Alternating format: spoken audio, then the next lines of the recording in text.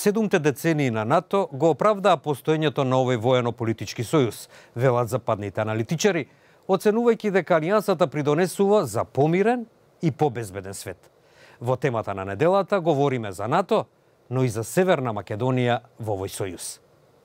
Изминаа 70 години откако 12 земји се согласија во рамките на Северноатлантската алијанса да почнат заедно да се бранат ако некоја од нив биде нападнат.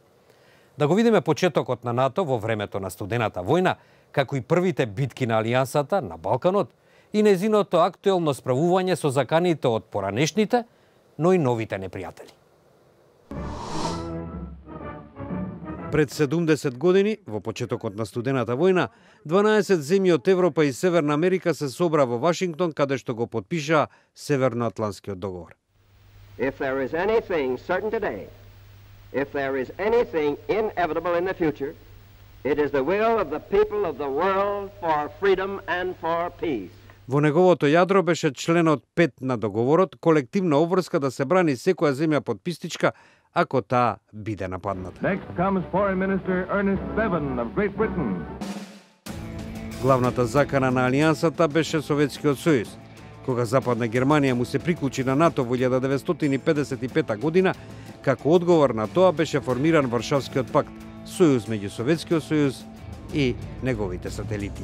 Во 60-тите години на минатиот век се случија неколку клучни настани. Берлинскиот зид, кубанската ракетна криза и говорот на председателот Џон Кенеди во Берлин. There are some who say that communism is the wave of the future. Let them come to Berlin.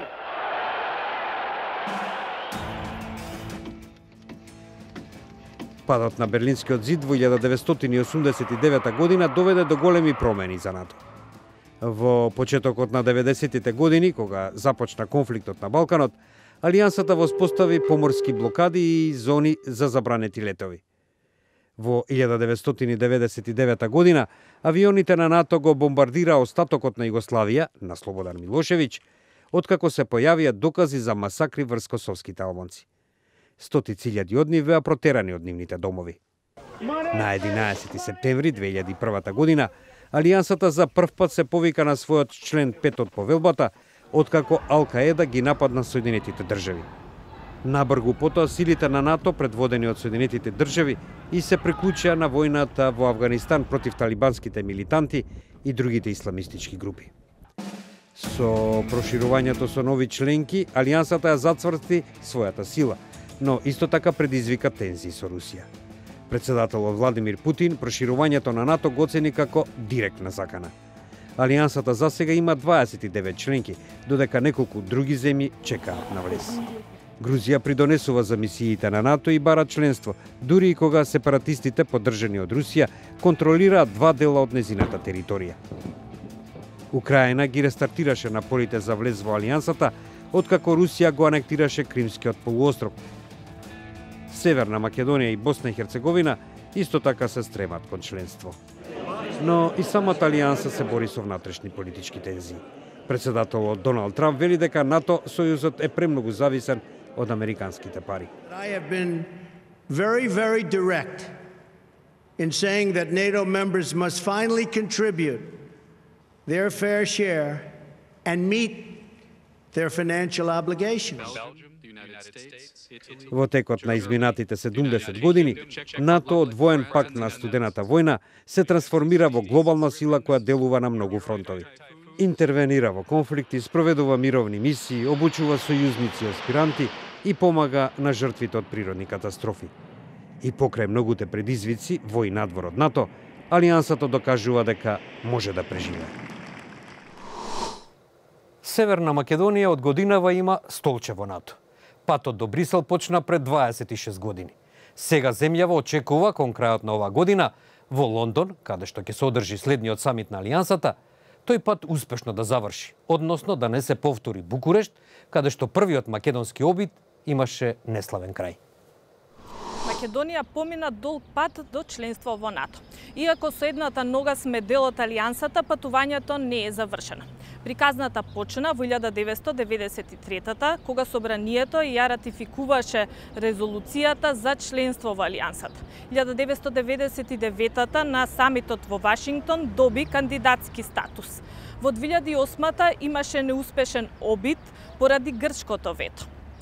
На почетокот на годинава, откако беше решен спорот за името со Грција, беше ратификуван протоколот за членство во НАТО.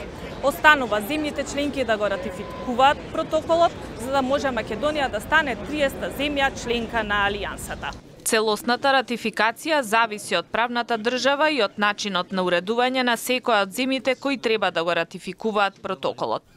По некои проценки условно кажуваат дека најспоро ратификацијата би одела во САД, каде што е потребно двотретинско мнозинство во Сенатот и таму малку правниот начин оди поспоро, меѓутоа еве од минатата недела веќе имаме информација дека САД веќе и Франција воедно го почна процесот. Од друга страна па во земјите како Велика Британија, која нормално во овие денови има други домашни проблеми, сепак таму не е морално да има одлука на парламентот, така да процесот може да се заврши многу побрзо. Во цела оваа приказна многу ме радуваат балканските земји кои се наметнаа како еден одличен пример. Додека земјата не стане полноправна членка, државата ќе биде дел од телата и органите на НАТО, но без можност да гласа. Тоа е цел што четврт век се обидуваме да ја постигнеме како народ, како политичка нација, како општество. И еве со една нога сме веќе внатре, имаме столче во најмоќната алијанса на светот. ВМРО-ДПМН се противи на промената на името, но го поддржува членството во НАТО. Шефот на собраниската делегација во парламентарното собрание на НАТО, Илија Димовски од ВМРО-ДПМН, вели дека ратификацијата на протоколот за членство оди со забрзано темпо. Мислам дека може да се успее да бидеме можеби и рекордер, ако не би биле некаде во рамки на досегашниот рекорд од 9 месеци. И тоа е добро и треба да се поддржи и со моето учество во тој процес давам пример. Джугуманов од Евроатланскиот совет вели дека од партнерските организации во земјите членки побарале поддршка при лобирање за ратификација на протоколот. Те надевам дека овие симпатии од сите земји кои ни се наклонети во последната година дена би ги искористиле и да речеме на еден начин да ни се одолжат сите земји за 10 годишното чекање во Алијансата. Членството во НАТО ќе значи поголема безбедност и повеќе пари. Од друга страна, земјата ќе мора да одвојува повеќе средства за армијата. Нашите Facebook, Twitter и YouTube се отворени за вашите коментари и мислења во врска со македонските напори да стане членка на најуспешната воено-политичка алијанса во светот. Довидување.